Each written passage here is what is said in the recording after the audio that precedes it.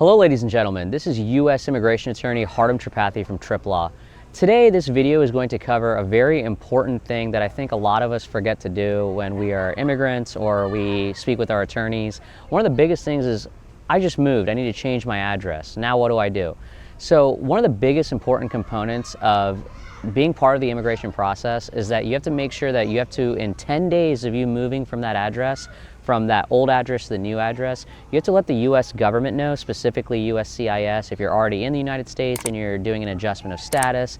Let's say you're married to your U.S. citizen spouse, or you have a family member, such as a parent, someone who is basically petitioning for you.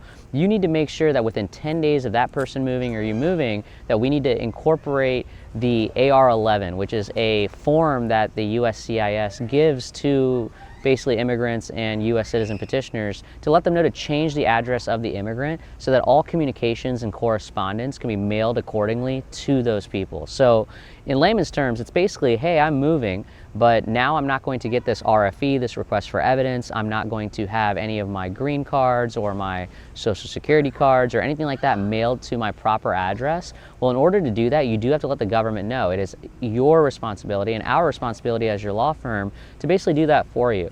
So the rule of law, the thumb that you need to follow, the kind of the nugget, is that 10 days, within 10 days of you moving, you should file this and postmark it and make sure you send it to the proper address. And it's called an AR-11. And we at Trip Law will definitely help you with that. It's very important because all that correspondence that comes to you, it's basically your responsibility to let the government know that you've changed that address. So very important.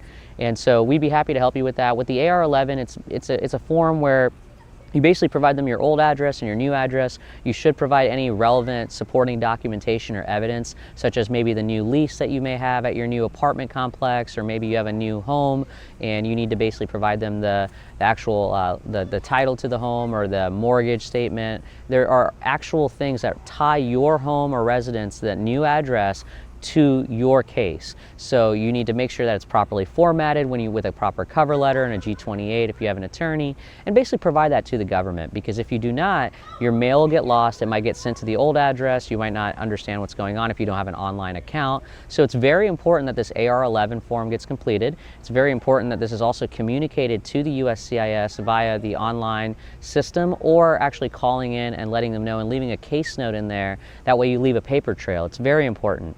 So this is the most important thing I would recommend to a lot of people who do change or decide to move. Things do happen in life. People get new jobs. People, decide to move to different places. And one of the most important things is letting the government know, being transparent, acting in good faith, and making sure that you're covering all your bases, dotting your I's, crossing your T's, and just making sure that your address is up to date within the USCIS system.